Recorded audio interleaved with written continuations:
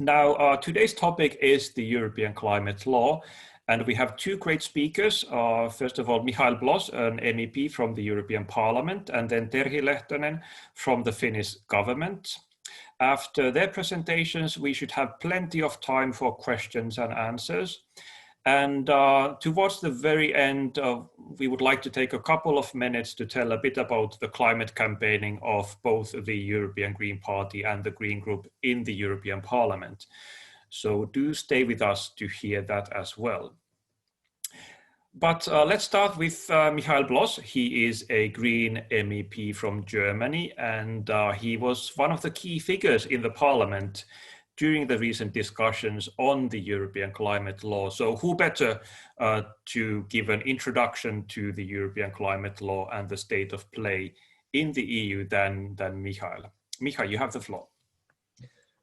Hello everyone, and hi Oras. Thank you very much for the invitation, and thank you all of you for coming. I think it's a really important topic. The European climate law is, I think, the most important climate legislation we have this year in Europe, and thus it's possibly good to see what is inside there, what are we doing on the European level, and I think it's also important that we make a lot of noise and push governments that the climate law really becomes a success story. It's on a good way in this direction. I will share my screen, at least trying that, and present to you the law. What?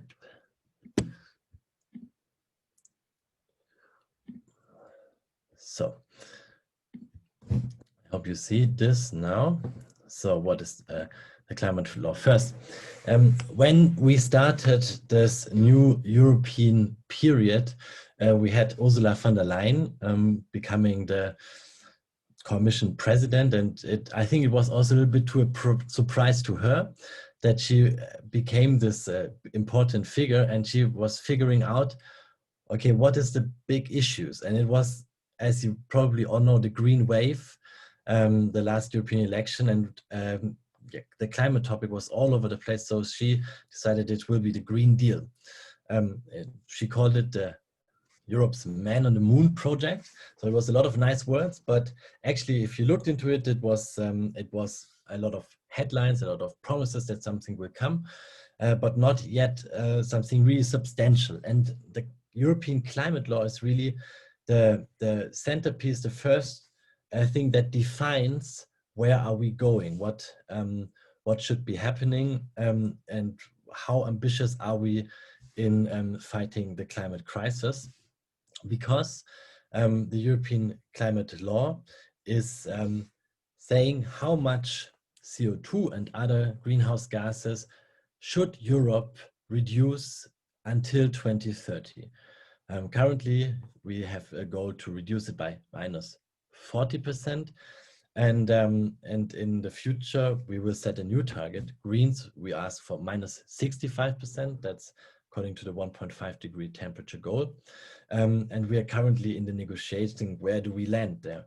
And it's a legal target. That means that the legislation that will follow, all of the European energy and climate legislation, be it a price for CO2, for instance, in CO2 in the ETS, in the European trading scheme for CO2 emissions, be it setting the goals for the member states, be it the Renewable Energy Directive, everything will orientate on this European climate law. So therefore, I think it's important. Why do we need it?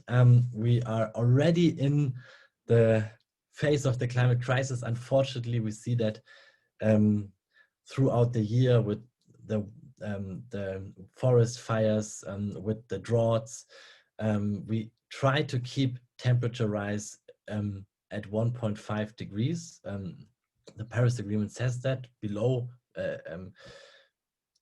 very much below 2 degrees, and with the aim to try to limit it to 1.5 degree. And in order to do that, we all have to really reduce our emissions much faster. The European Union is doing the first step, and we hope that also then the other big emitters in the world, like China, like the US, they will follow. And we already see, we hope that with the recent elections in the US, there's actually a good start and a tipping point in the international climate dynamic, that Europe is making a first big step and then the others will follow, and we possibly will be able to keep the temperature rise below these important goals. So, but how does it work?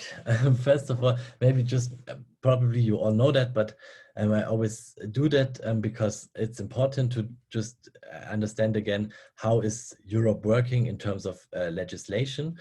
And we see that in Europe, if we want to create a law, it is the European Commission that is proposing the law.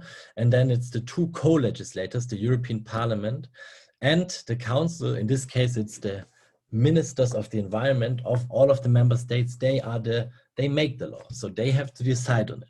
So we in the European Parliament, we make our proposal, the Council makes her proposal, and then we have to come together with a majority in the Parliament and in the Council, and then it becomes really a law. So we are currently in this process that the European Parliament has already made its proposal on the suggestion, like working on the text of the Commission.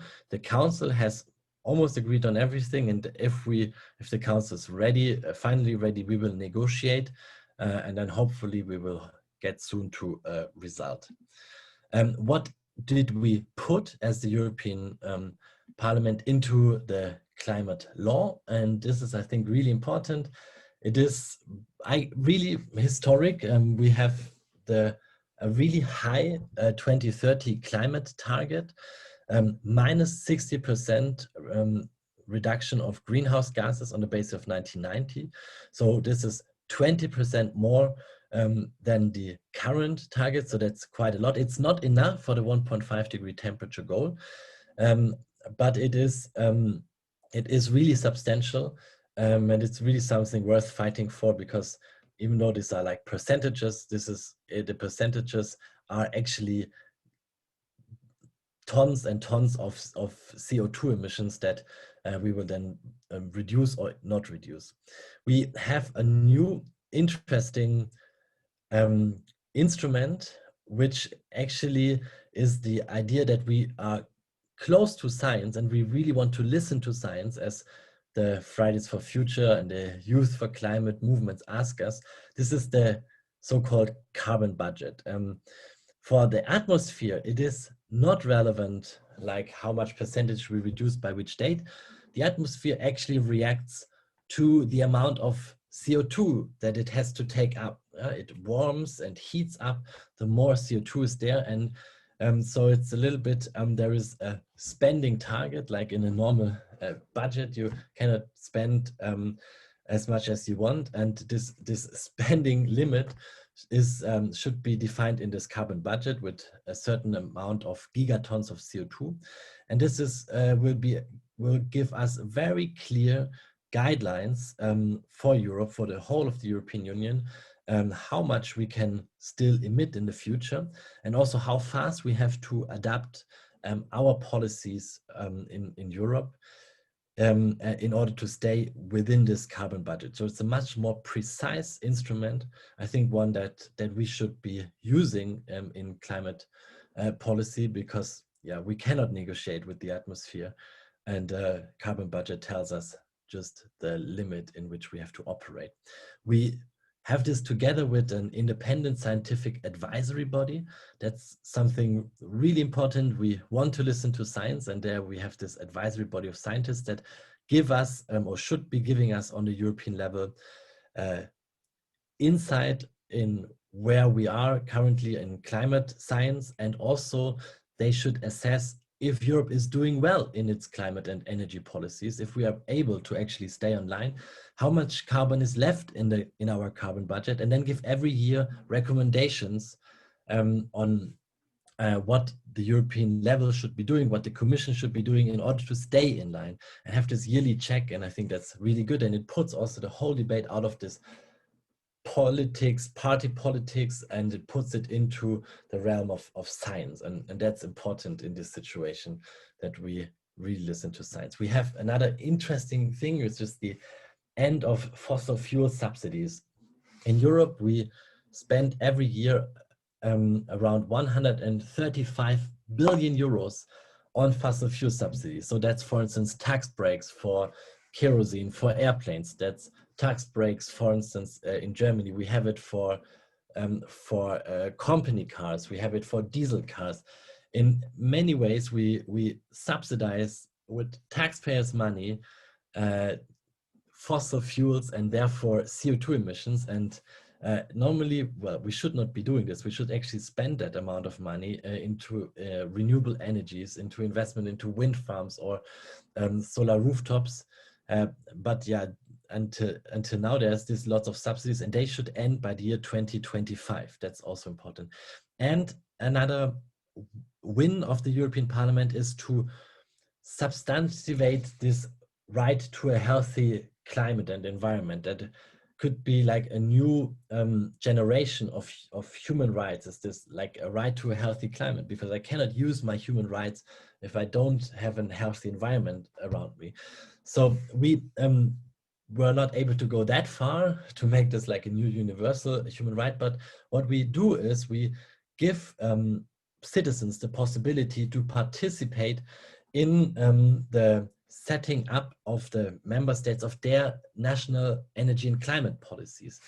And if they are banned from this participation, they have the right to go to court and ask for it. And they also have the right to go to court and ask for the implementation of these plans. And in this way, we try to really bring forward this agenda to establish this human right to a healthy climate and give people and NGOs the possibility to engage and to make it their right. And that's really also something they can use themselves. It's not in the parliaments, but they have it as a right and go to court, and that's, I think, also important. Now that all looks very nice, but the question is, do we get it through? Can we negotiate it with the council? Here we are not there yet. We are now in the negotiation phase, and that's why it's so important that you are listening to this now, and we go also and think about after this webinar. Okay, how can we mobilize? How can we campaign on making this a reality? Because there is a lot of important things in there that we need. So it's on the 10th of December is the heads of states of the European Union. They want to make a decision on this 2030 target. So as I was explaining, now before we had 40% greenhouse gas emission reduction, the Parliament proposes 60%. The European Council, the heads of state, probably will go for 55%. And then in December, this will be the environmental ministers. They will then take their final position, and Terhi probably will speak about it. And then after the 17th of December, we can go into the full negotiations with them and see where we can come out. And I guess therefore it is important that we use this time and ask our governments, where do you stand on the climate law, or do you, for instance, support the position of the parliament? And I think this can help to make this really a success story. And then I think it's really important what comes up next year, which is, as I just said, we will revise all of the European energy and climate legislation, and orientated on this new climate target, on this new climate law. So this is, as I said, the emission trading scheme, where you have a price for CO2 that, for instance, a coal company has to pay when it wants to emit 1 ton of CO2. The effort sharing regulation says how much greenhouse gases each member state has to reduce, what is their target. So this is also something that is done on the European level. LULUCF, this is about the question, how are things, how can forests, how can soil absorb CO2? So as I said, there's a lot of stuff, renewable energy, this will all be changed, and therefore this climate law is so important, because if this is ambitious, all of this, what comes next year, is also ambitious. So I hope I was able to make it a little bit understood for you what this climate law is all about. And yeah, I'm looking really forward to have this discussion with you and working with you, and together with the Green family, make this a success for the climate. And it's absolutely vital and needed that it is a success for the climate. Thank you very much. Thank you so much, Micha. That was a really good and super concise introduction to the European climate law and the state of play between the European institutions. We are already getting some questions. That is excellent. Keep them coming. We will come back to those in a moment. Just for Micha, you to know, one question was about what is the European Parliament position and what is the Green position and how they may be different. But let's come back to that in a moment. Now we have Terhi Lehtonen, who is the State Secretary to the Finnish Green Minister of the Environment and Climate, and she has a great position because she has been following super closely the discussions in the Council that is between the EU member states that Micha was already referring to, and hopefully we will hear all the secrets behind the closed doors between the member states, and we will not tell anyone, Terhi, so feel free to be very open. Go ahead, Terhi. Fantastic, Oras. That's brilliant. I've just seen that this event is recorded, so maybe I'll have to spare some of the secrets for future. But in any case, thank you, Oras, and thank you, Micha, and thank you for the EGP for organizing this event and for having this important conversation. And I will probably be repeating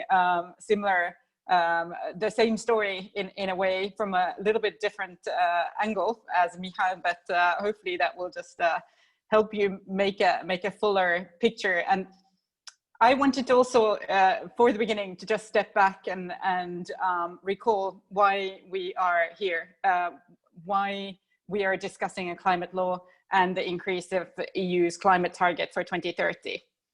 Now, we know that the global 1.5-degree compatible carbon budget is soon consumed, and we need to speed up the emissions, the carbon budget that was just mentioned by Micha.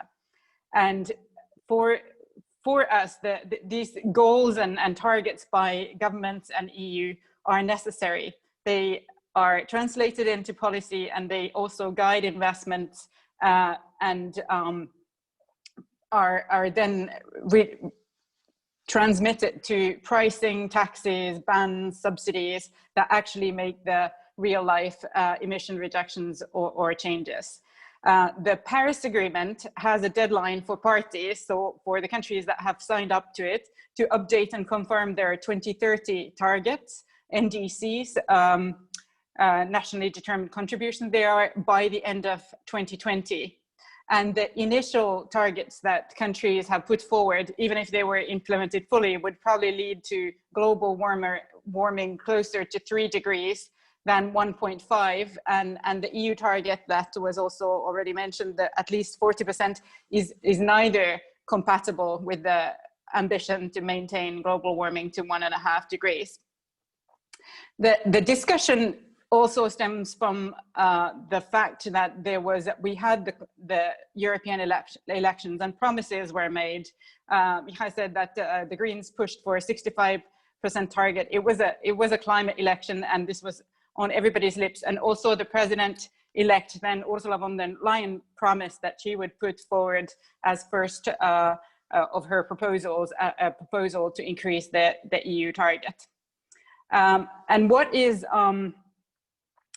this is what she has done. And what is also new is that while the EU has had climate targets and international climate commitments together as EU since the Kyoto Protocol, and since early 2000, we've had common climate legislation. But regarding the climate target that is on the table now, this is the first time that this is put to a legislative process. Until now, these targets have been decided by the Council, by the member states, sitting together and acting in unanimity. And this time, this commission has put the target question into a legislative process where the European Parliament has an equal say, and the decision is taken with qualified majority.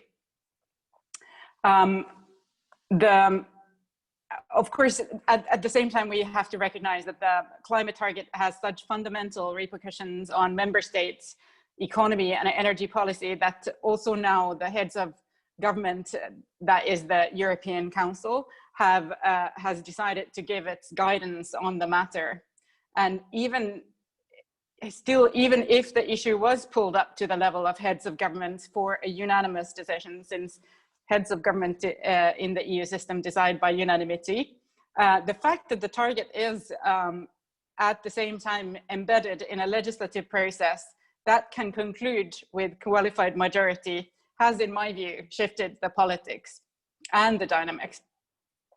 And it is also important to remember that while internal policies in the EU, climate and environmental policies are decided with qualified majority in the Council, so not unanimity between member states, but a certain majority rules, international legal commitments are in principle, or at least in practice, decided by unanimity. So it is important that the European Council, that the heads of government also endorse this new target. So in October, this last month, European Council adopted conclusions saying that they will come back to this issue. In December, they already committed to increasing and enhancing the target. But this also, by doing that, they actually effectively prevented the environment ministers to conclude the deliberations on this climate law in October with qualified majority. The environment ministers, however, agreed on what is called a partial general approach. So the Council's position on the law in other aspects except the 2030 target. I must say that the conversation on the target and the level of the target inside the Council has evolved remarkably fast.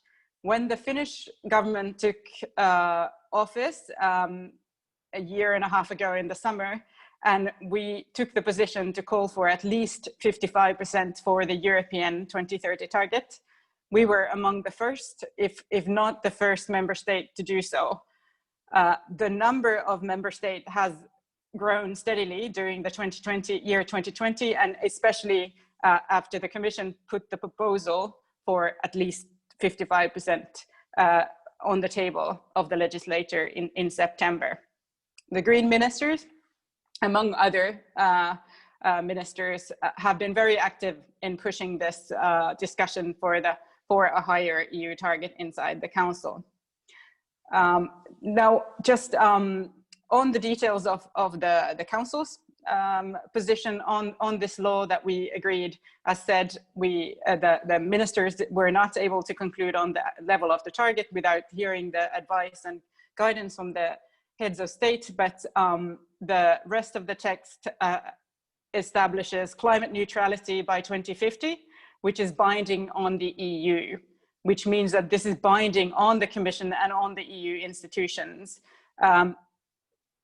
We also adopted a procedure whereby 2040 target will be established later based on a Commission proposal, so in co-decision as well, and a timetable for the Commission to come forward with the legislative proposals necessary to implement the increased EU 2030 target, which also promised to look at an enabling framework, to look at the tools and financial resources available from the EU budget for member states to achieve the steeper emission reductions. The position also included a 5-year review cycle based on progress as in the Paris Agreement. Now, something that was already discussed in the Council but was not agreed was that we did not establish that the climate neutrality would apply to all member states individually, or that the EU should achieve a negative emissions or be climate positive, if you like, after 2050. These were issues where Finland, for example, would have been supportive, but they did not form part of the agreed text at this point in time. Now, with this partial agreement, the German presidency has a mandate to start the discussions with the European Parliament, the positions that Micha has just elaborated. But obviously, it will be a difficult negotiation to start, given that the Parliament has increased the 2030 headline target to 60% without contribution from the sinks. And this will be such a key issue that it will probably be a difficult conversation without the Council presidency being able to discuss the target. The things that they will need to discuss between or the institutions, the Council, the Member States ministers are represented by the presidency and the European Parliament negotiator team, where Micha is sitting and representing the Greens. EFA will need to be then discussing solutions for the Parliament's positions, like the Scientific Advisory Council, the carbon budget proposal, and also applying the Parliament also adopted this idea that the climate neutrality target should apply to each and every member state individually. This there's also an interesting proposal to put a legal obligation to phase out fossil fuel subsidies, which is consistent with the Paris Agreement commitment to direct financial flows to climate compatible ends. So this will be no doubt a very interesting conversation between member states and the Parliament. Now, Micha already outlined a little bit the next steps. We know that the European Council, the heads of state, have decided, they've said that they will give their guidance in December.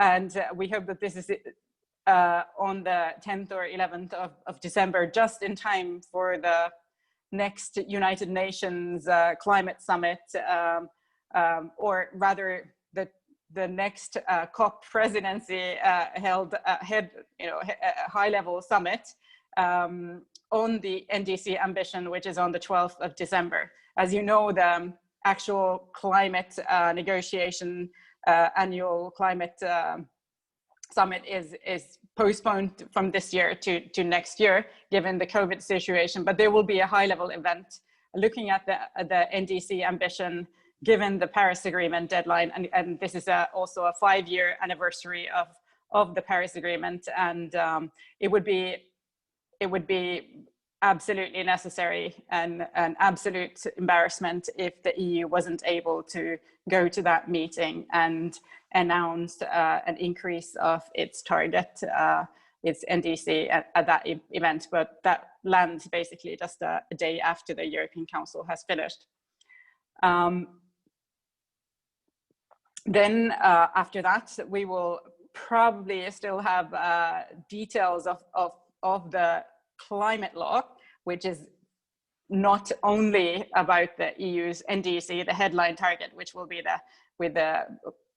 then submitted to the UNFCCC, the United Nations Framework Convention on Climate Change.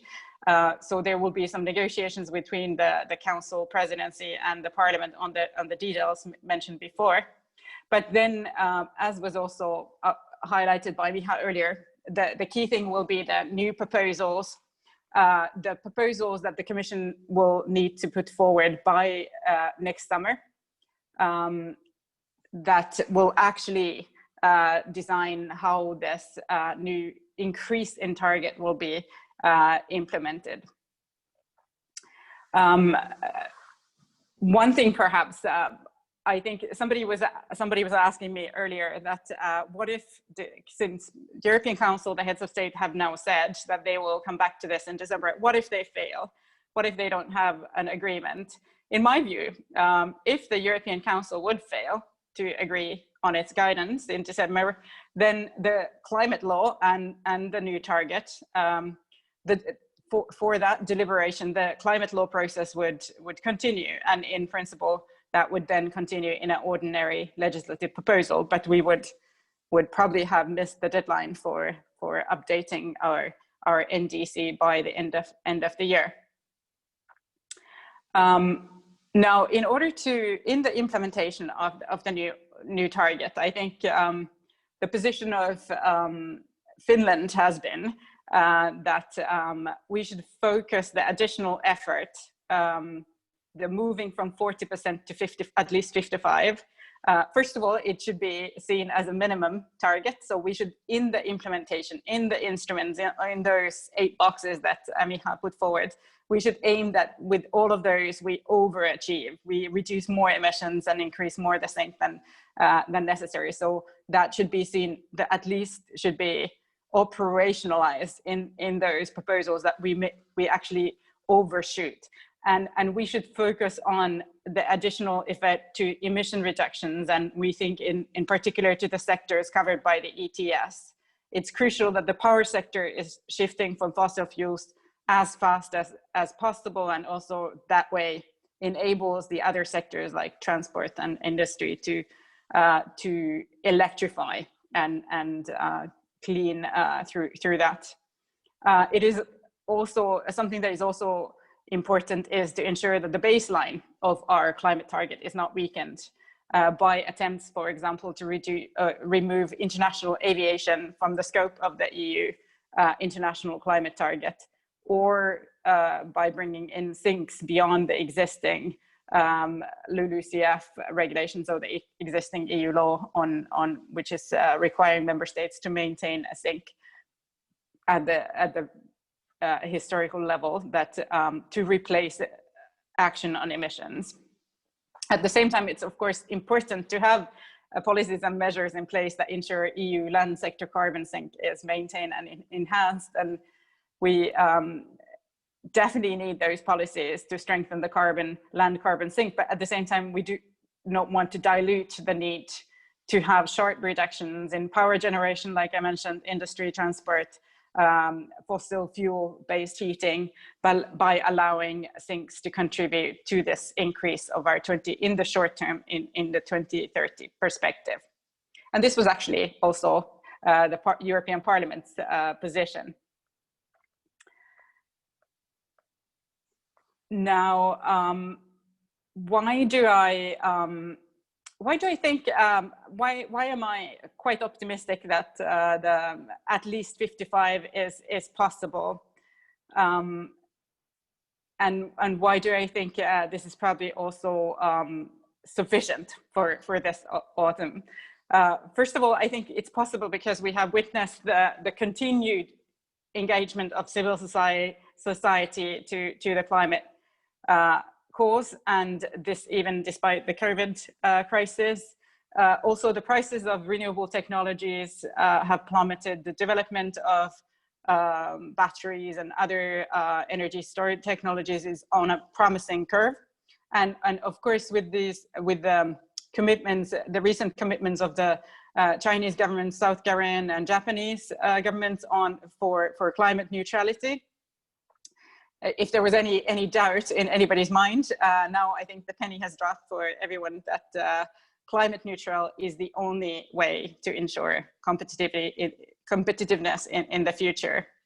Also, this change in institutional setting to legislative procedure and putting this on the table of the European Parliament has changed. Helps perhaps this dynamic, but there's also a wide consensus amongst member states and wide attachment to EU global leadership on climate, which also helps. And I wanted to express why I think also that in this context that we're at and during this year, I think that at least 55 is also I think strategically good enough for us, because we need to update our NDC for this year in order to be complying with the Paris Agreement, and we need to be, and this will be a good signal to other countries, other parties globally. And on the other hand, I'm confident that next year, when those proposals that have been mentioned to implement this higher target, the emissions trading scheme, the effort sharing, the car CO2, the renewables directive, energy efficiency in buildings, you name it, when those will be on the table of the European Parliament, Micha and his colleagues will make sure that we actually ramp up the ambition as we go about the implementation. And so why am I also the last but not least reason to be optimistic is the green wave in elections. So colleagues and friends, keep up the good work and keep up the pressure on climate action in your political campaigns, be it in government or outside and all across the European continent. Thank you. Thank you so much, Terhi, for sharing your insights on what is happening in the Council, and also sharing your optimism that is much needed and welcome, I guess, to all of us.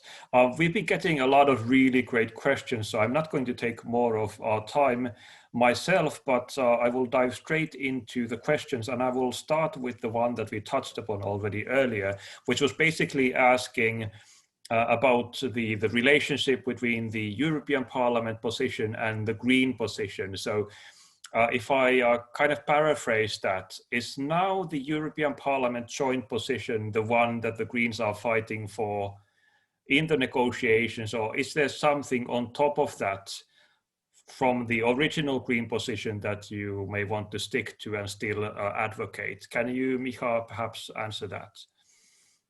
Yeah, thank you. That's a great question. And no, it is not the case that the European Parliament has now fully adopted the Green position. That would also, I think, had been a miracle. We are not there yet. As Terhi said, we have a green wave, but the green wave is not as high that we get the 50%. But I think we really moved close to what we Greens demand. I mean, we Greens, especially on the question of the climate target, we said at least 65%. That would be in line with this 1.5 degree goal. And we don't have at least 65, we have at least 60% in the Parliament. So that's still a substantial difference. But for other things like we Greens would have liked to already establish a carbon budget with this legislation, with a certain amount of gigatons inside. Actually, we said 24 to 30 gigatons, and that would also have been compatible with the 1.5 degree temperature goal. Now there is just the language that this carbon budget will be established. So of course, well, it's not as precise as we would like to have it, but the mere fact that we are so ambitious that we actually go in this direction. We have the Scientific Council, we have the carbon budget, we have the fossil subsidies phase out, which of course we would like to, you know, have as soon as possible. Fossil subsidies, we should not have them in 2021, phasing them out by 2025. Okay. We have this, as I explained, this right to a healthy climate is something that would have liked to see as something universal. Now we have it as a procedural and then access to justice. So there are, of course, nuances, but altogether, I think we really walked into the right direction, and we see that there is a majority in the Parliament for quite ambitious policies possible. And maybe that's also the other side. We do not always mobilize this majority. Sometimes we lose our green positions. For instance, it was already said in the question of the agricultural policy. Yeah, there we lost as Greens when it comes, for instance, to still funding gas infrastructure, fossil gas infrastructure. We lost our position. So that's also maybe the interesting thing in the European Parliament. Sometimes you win, you can really mobilize, you can, you know, try to organize, but that's not always the case. So that's dynamic in politics. Thank you, Micha. But overall, I think it's fair to say that the European Parliament position is relatively green already. That's also a very positive statement from you to join Terhi's optimism. Let's see if I can dampen your optimism a bit with one question regarding the target figure. There was a question about the European Parliament position of -60% and whether that has any chances of surviving the negotiations with the Council. Terhi, you were saying earlier that even the at least 55% would be a good achievement in this situation. What do you think? Is 60% just a pipe dream, or does it have any chances of surviving? Is it to me or to Terhi? You can do both. Let's start with Terhi. Honestly, I think the problem with the European Council and the unanimous decision by heads of state, it pretty much fixes the movement or the scope of possibility by the environment ministers. So it's very hard to imagine a constellation where environment ministers would be able to go beyond what the European Council agrees. But I would argue that the fact that the Parliament has adopted this position, and that if the European Council does not come to an agreement, this falls into a qualified majority, where qualified majority can negotiate with the Parliament. I think this already helps concentrate minds in the European Council.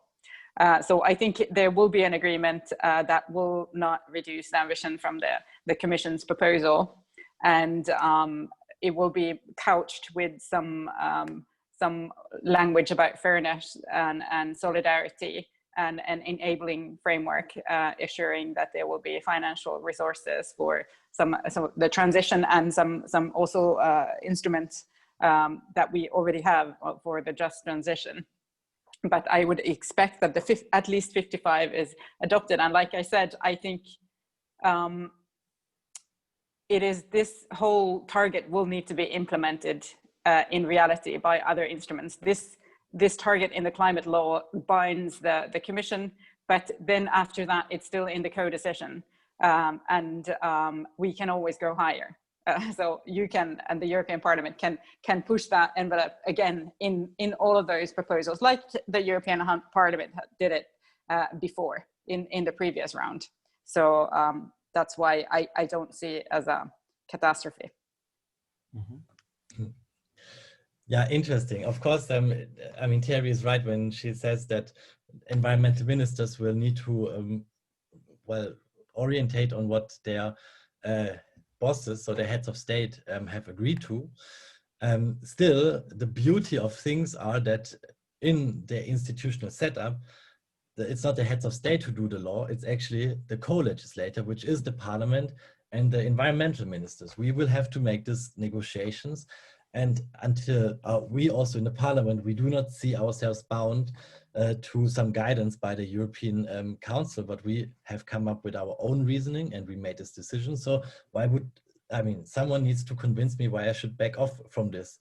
So let's see what the environmental ministers come up with to convince me that maybe we can go lower. I guess there are some things, I mean, in Europe, we always need to have compromise. So we need to be able to make compromise. It doesn't make sense that everyone just say, no, I will not change at all.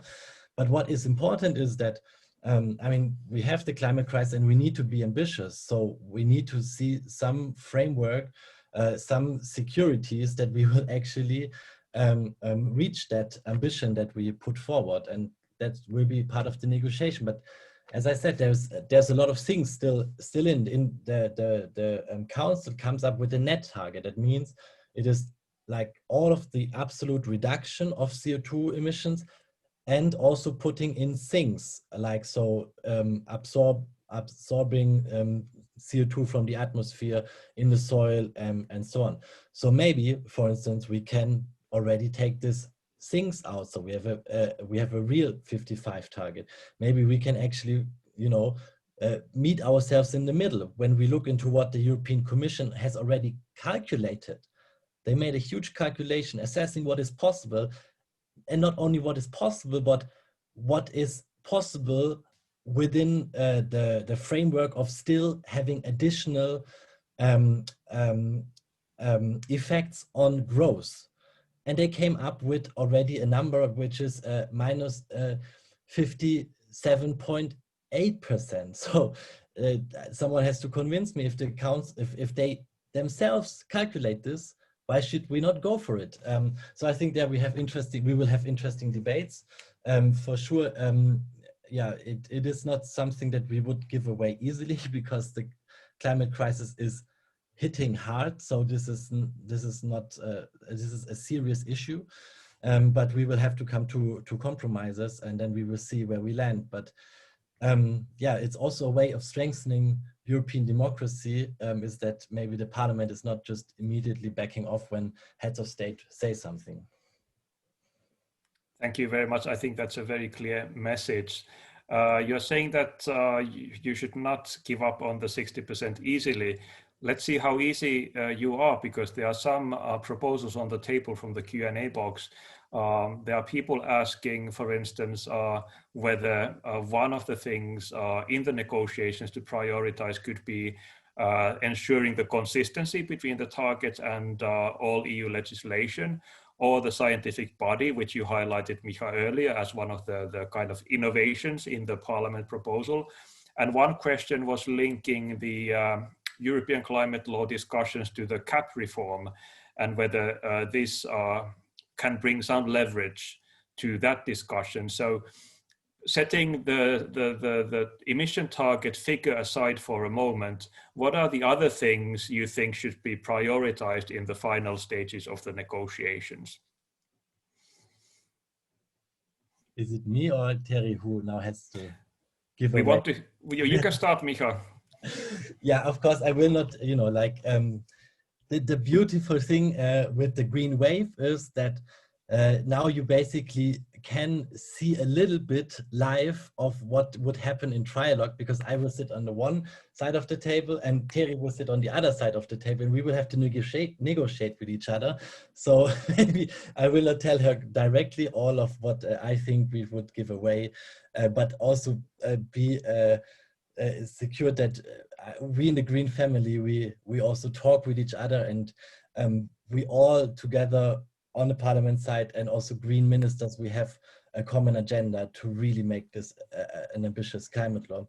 I think what is important, as you mentioned, is well, that it's a clear target. I want to combine this with answering the question on the CAP. Currently, we saw like for the agricultural policy, we now have a proposal negotiated, and it will be a very bad proposal. It will not have any emission reduction targets for the agricultural sector, and that's not a good sign, because it will be for 7 years. So one idea could be that we put you know, like additional reduction targets for the agricultural sector, for the LULUCF sector, for the things. That could be, for instance, in addition to, I would say, you know, in addition to the 60% that the parliament is proposing. And in this way, we can, via the climate law, also improve the agricultural policy a little bit. No? There's a lot of bad stuff on biodiversity, which actually, for me, is it's at least an equal big problem, the biodiversity crisis, and this is what we should have fixed with the agricultural policy. But on the climate side, maybe we could fix something with the climate law.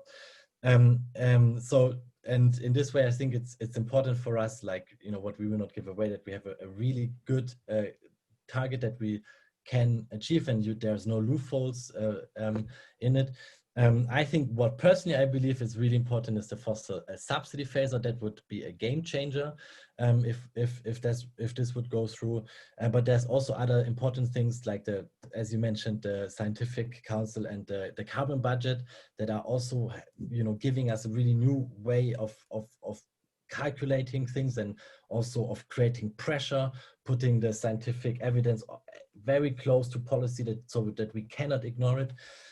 So now you saw that I was trying not to make a priority, not to give it away too fast, but yeah, these are, I think these are important components of the climate law. What is your list, Terhi? What can I say? I just think that Micha is a good negotiator. I can already see a path where he's negotiating with the council. Luckily, we're not the presidency this time, so it's not me or my minister who will be negotiating with the parliament. But I think, yeah, I think you have pointed out to some avenues where even because the European Council will give a guidance at a you know headline target level. I think there will be a lot of details to be still that can be influenced. And I would lift the carbon budget and the scientific body as a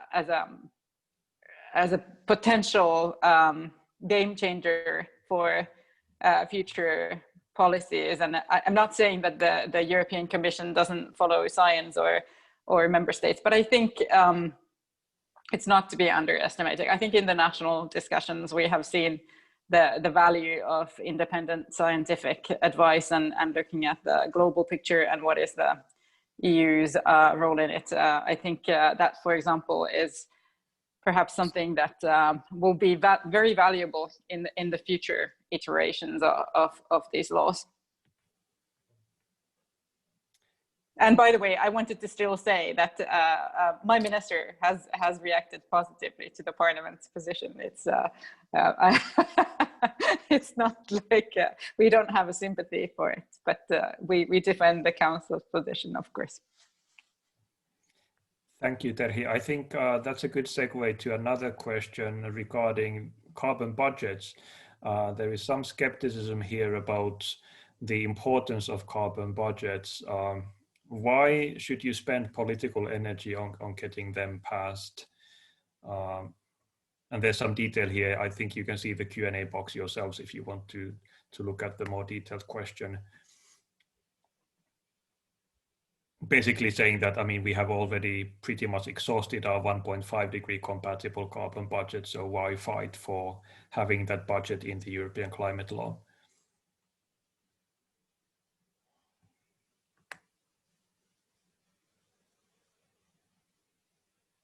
I can answer. Go ahead. The anonymous attendee, thank you for the question. As I was trying to explain before, the atmosphere which we are here talking about is not working with this, targets and years. It works with a carbon budget. How much is left? How much can it take? The IPCC, so this international scientific panel, they calculate the carbon budget and say, look, we have 4.2 gigatons left in order to reach with a 66% likelihood a 1.5 degree temperature goal. And so this is like, so we try to first use concepts and the things that are actually there and that actually have an impact on the climate. So I think therefore it's important, but also like just the carbon budget is as such is also making the whole climate policy much more predictable. Currently, you basically say, it's in also like how we do it currently is we say by 2020, Europe should have reduced its emission by 20%. So if Europe then altogether until 2018, we have really high emissions and then go down very fast, or we go down in 2011 and then stay on that line, that's the same. But it's really a difference in what and how much CO2 we have emitted. So setting a carbon budget really makes it possible, or makes it easy to also sanction against this overshooting and realizing your CO2 emission reductions only at the very latest point. And then I think the third important argument is that we need to have like expectation management for investors. 2050, we want to become climate neutral. If you are building like all of the investments that you are doing now into huge industries, that factories that will still emit in the year 2050. So for them, they need to have they need to understand, okay, how much is there for me to still emit, and is it a wise decision in the year 2021 to, for instance, invest into a normal steel power plant, or to invest into a steel power plant that works with green hydrogen? And there we want to give an incentive structure that gives them like a long-term view, and the carbon budget is one of these ways to introduce this long-term perspective into policies and into also into the economic decision making, and therefore I'm a fan of the carbon budget, as you see, and it's not only because of the 1.5 degree, but it's also because of the other effects it has on investors' decision and on like climate policy of the member states. Thank you, Micha. Are you a fan of carbon budgets as well, Terhi? I'm also a fan. I would just want to say that I don't think we're, or the Parliament has suggested that the carbon budget should be replacing the greenhouse gas reduction targets that we put, and to the contrary, the Parliament has actually said that it should be, the reduction target should be stronger, and that they should not take into account removals by sinks. So this is on top. I think it's a useful tool to put the EU targets into the global context and compare them, because IPCC, our international panel on climate science, has calculated how the atmosphere reacts and what are the tons of CO2 equivalent or carbon that the atmosphere can handle, and then it somehow just concentrates minds. It's a little bit like this comparison to budget, that if you know that you have 10,000 euros for the rest of your life, will you spend 9,000 of it on a piece of equipment tomorrow and think that then you can do with the 1,000 for the rest of your life? Or do you, and it somehow creates a logic also where early action becomes interesting.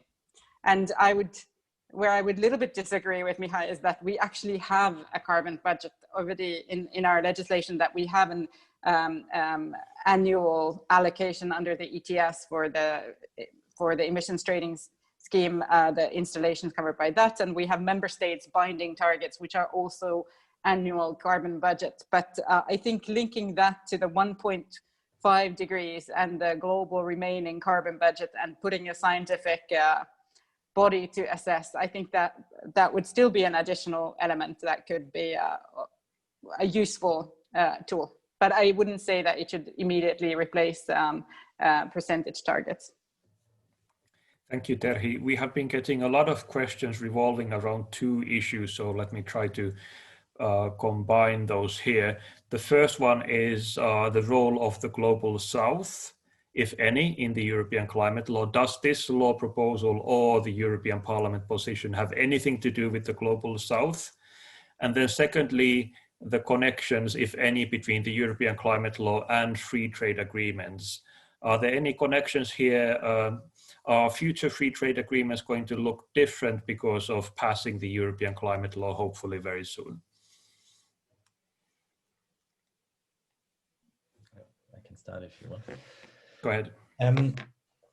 Well, on free trade agreement, actually, it's interesting because the Parliament also voted in a position to revise the Energy Charter Treaty. And I think that's interesting. So with this treaty, it's this kind of investment protection treaty. You probably know it from the debate we had around the TTIP trade agreement with the US, where it protects the the external foreign investors, and it basically puts legislation, the jurisdiction on an international level. And this has been used actually, for instance, in Germany, I can only say that, by companies to try to weaken environmental legislation. And it is still something that could be potentially dangerous for even, I was speaking just the other day to experts. They said even to a reform of the ETS, or the emission trading scheme. When a company has invested into a coal power plant, and then we as the legislator say, look, we change now the ETS system, so it will be more expensive for you to emits CO2, then potentially the company could go in front of this Energy Charter Treaty Court and say, look, I have invested under the expectation that CO2 will not be at a high price. Now they want to up in the price, and I go against this, and I file a lawsuit against this. So I think, well, maybe we will not discuss this completely and fully in the climate law. I think we have to really rethink the way we do trade agreements, and maybe the Energy Charter Treaty is something that is basically stabilizing and cementing the current situation, whereas we know that we have to change it completely. So we have to maybe, like in other places, or maybe in the climate law, let's see, it will be also up to debate with the council, work on this international investment treaties that they allow for the energy transition. And then it's not necessarily connected to the climate law as such, but what currently we discuss in the Green Deal is the question of a carbon border adjustment. So that means, in a very, well, to put it quite simple, like you tax import good, I don't know what you want to import, steel or your mobile phone, according to its CO2 footprint. And that's like changing really the logic of the trade system, because until now you are not allowed to tax on such things like on the CO2 footprint. That could be interesting. Global South, also like not directly the climate law affects the Global South, as Terhi said. Maybe you want to speak more about it. It is our contribution to the international, well, to the Paris Agreement and to the UNFCCC framework. So that's I think something, but there's other much more important instruments for the Global South: technology transfer, also like giving money for adaptation and other things that is not amongst the heading of the climate law. Thank you. Just very little to add there. Indeed, the climate law doesn't address the commitments that the EU and member states and other parties have done in the context of the climate negotiations for international climate finance. But in some ways, this, of course, the fact that we increase our climate targets, this also should be increasing our carbon price. And we have already committed that the revenues from the ETS system, for example, there is a provision that member states they're not bound to use it for international climate finance, but they are bound to report and strive to. There is an invitation, a should, for using the revenues for climate, and also this includes international climate finance. And there is, like Micha was saying, there is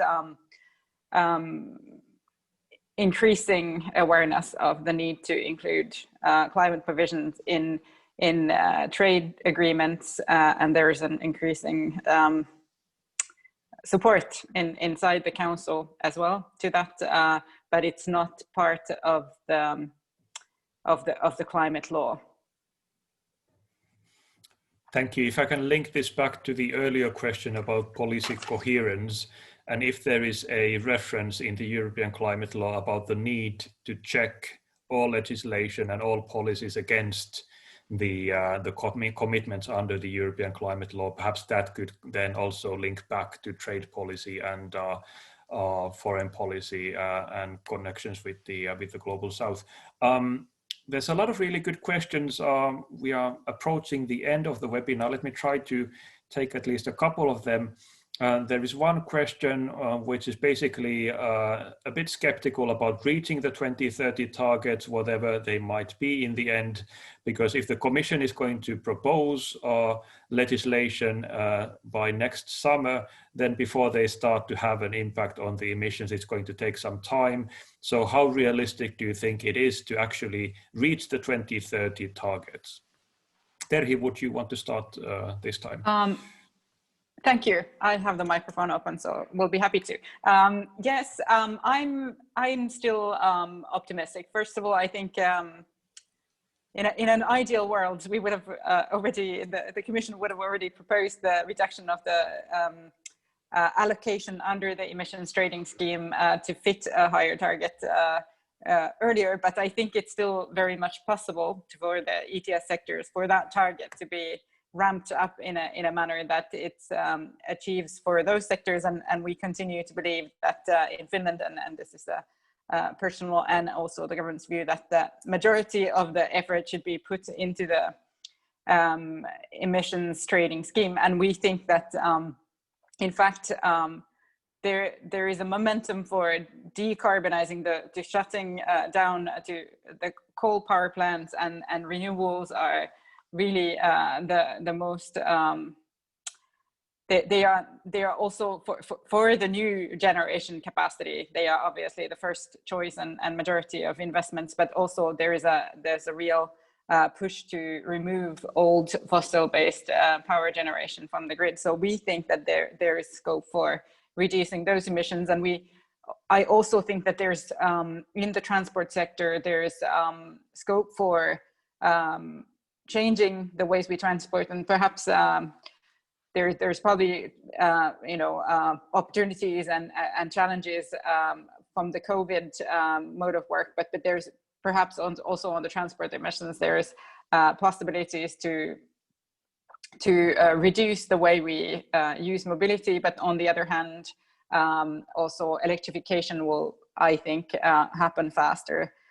So I think we are also finding we're in our government, we have a commitment to spend a lot of the recovery funds that we have at our disposal to support the transition to a climate neutral economy. So we think that this will actually accelerate some of the investments in some of the sectors, like moving away from oil heating or combustion-based heating, and so I think it is possible. I would agree with the European Parliament and we have that even more would be possible, but we have to push at all levels too. So Finland has a climate neutrality target by 2035, and that requires probably us to do more than what our share will be of the EU 55. So we will do more. There will be other countries doing more, and we think that these targets can be even overachieved. Thank you. Micha, did you want to come in? Yeah, I mean that I completely share what Terhi said. I think it will be also a question of, of the economy, and as Terhi said, we already, when we build new renewable energy power plants, they are already more cost effective than if we would have fossil fuel power plants. So it is then just a question of money, and does it economically make sense?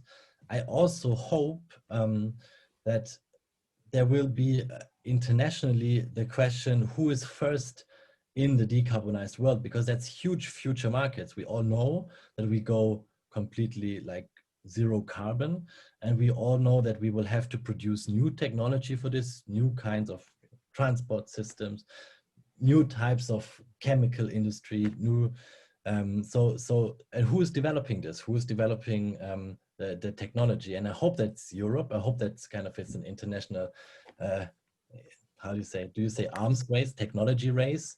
In that, so we have different kinds of dynamics. The one is that we, as the parliament, as the policymakers, we have to now give this clear guidelines and goals.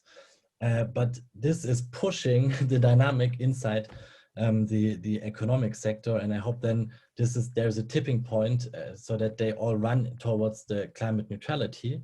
And the question is just for us: do we actually get them started early enough so that we keep the Paris Agreement goals, and that we will reach there? I'm sure. It's just a question how fast we are, and that's why I think we have to be now in the year 2020 very ambitious to give them a big push in the right direction.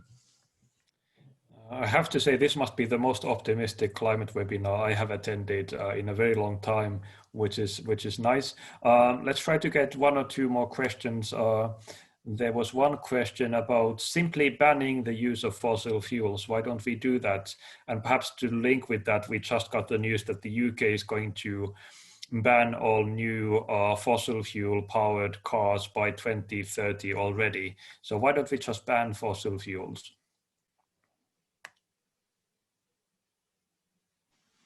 I think we have banned some fossil fuels. We have banned use of coal power in combustion in Finland, but that's only in 2029.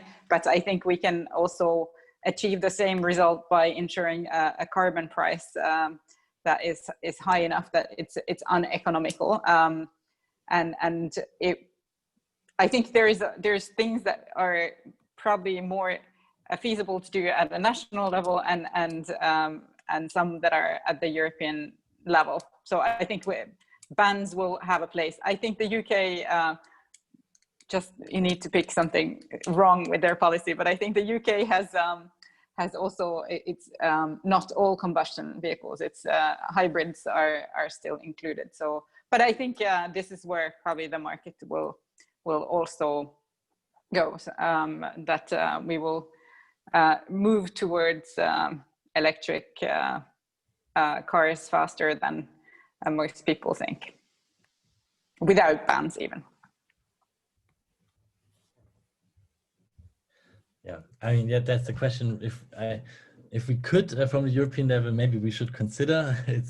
It's not in our competency to decide the energy mix of the member states, but we can set the guidelines in which they operate. So this is for instance, with the carbon price, we try to make a realistic price for fossil fuels. We know that in Germany, at least it's what the German Environmental Agency calculated, 1 ton of CO2 costs the society 180 euros, but that is not inside the price of the fossil fuel. We should try to have a realistic price. Then, you know, the market would solve it themselves, but the market unfortunately is in this case failing. Yeah, I believe that actually when it comes to the end of the internal combustion engine, so like fossil cars, we have now different member states that say, you know, France, I think it's 2040, also Denmark, Bavaria, yeah, maybe, so it's a German federal state. The president said by 35 they would not allow new combustion engine cars anymore. So it goes in this direction, and I cannot imagine that one country bans it and the other country in the European Union doesn't. That doesn't work with internal market rules. So I think we in the European level, we really have to put an end date to internal combustion engine cars, fossil cars, and that should be 2030. And yeah, we will debate this also with this huge amount of new legislation that is oriented on this new climate target. We will discuss new CO2 standard for cars, and I think this will be one of the debates, and one of our proposals that we will put forward is exactly this end of fossil cars by the year 2030. Thank you. If you promise to give super quick answers, we can have 2 more questions. The first one is on a very easy topic, which is the carbon border adjustment mechanism. So surely you can give quick answers. How realistic do you think those are to implement those in practice? And then secondly, on this optimistic note, I think many of us would like to hear your reflections on the recent change in US leadership and how that may affect the dynamic in the EU as well. So super quick answers. Terhi, why don't you go first?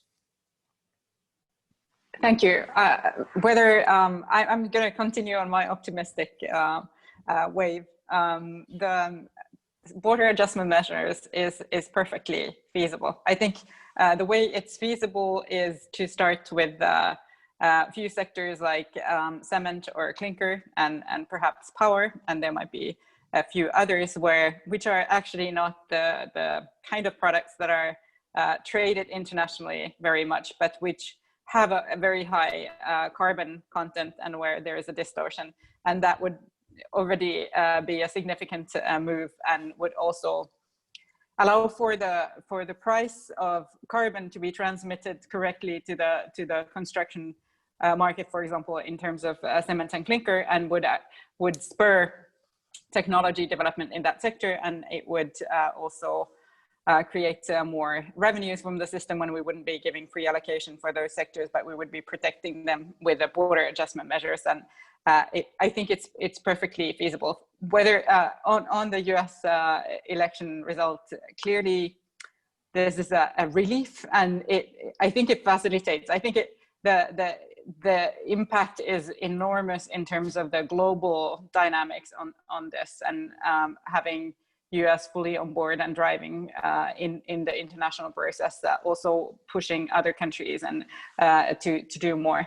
But also it will give EU even more confidence to move ahead, knowing that in the White House there is someone who's also tackling the issue.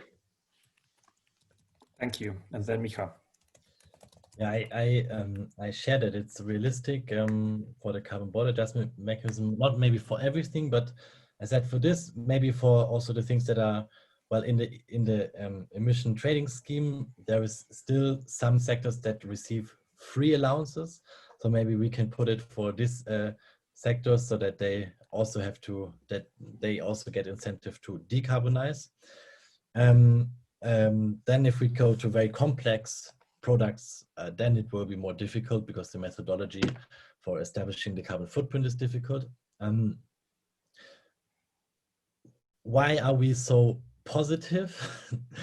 I think, if we would have been here 2 years ago, no one would have thought that we actually will have a debate about such ambitious targets on the European level. And it changed, because people took to the street. It changed because people feel already the impact of the climate crisis. And well, I unfortunately think that they will continue to feel it. So this will stay a topic. And there is a generation of growing older, energized, motivated people that will not stop putting the pressure. And therefore, I believe we can really make things happen. Also, of course, and that's what was my first plea, depends on, like we can make the climate law a success if we make it political, if we push our governments. We are in a democracy. They respond if we push them, if we voice our concerns. I think we can make things happen. It was proven already in the last years, and we can even make greater things happen in the future. Why not? Convince me of the other thing. I was just convinced that we can make things happen. So yeah, with Biden, I think that is also a very positive sign, and it will just increase the competition about who is first in the climate neutral world further, and that is making my positive outlook even more positive. Well, thank you very much. That is actually a perfect segue to the last segment, which is about climate campaigning and how you can contribute. Rihanna, please do share with us what the EGP is planning to do with the climate campaign. Hi, everyone. So thank you for joining us. I'm the climate campaigner for the European Greens. And yeah, just to end on this super positive note that our speakers brought, which is, as Oras said, definitely a super nice thing to experience.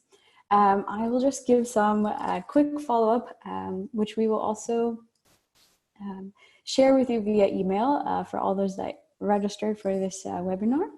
But we have some actions that we can actually use your help on as well to put the pressure on our governments and ask them to really pass an ambitious version of this European climate law. Firstly, for those of you with organizations, either for the different member parties that the EGP often works with, as well as NGOs or other organizations, we would be super happy to set up a short workshop with you and discuss how we can work together and coordinate. And maybe if you want to just learn more about the European climate law together with the organizer from the Greens in the European Parliament as well. There's also a TILT petition through one of our Green family partners that we often work with called TILT. This petition is directed at our Green and the environment ministers in each of the EU member states, such as Terhi's minister.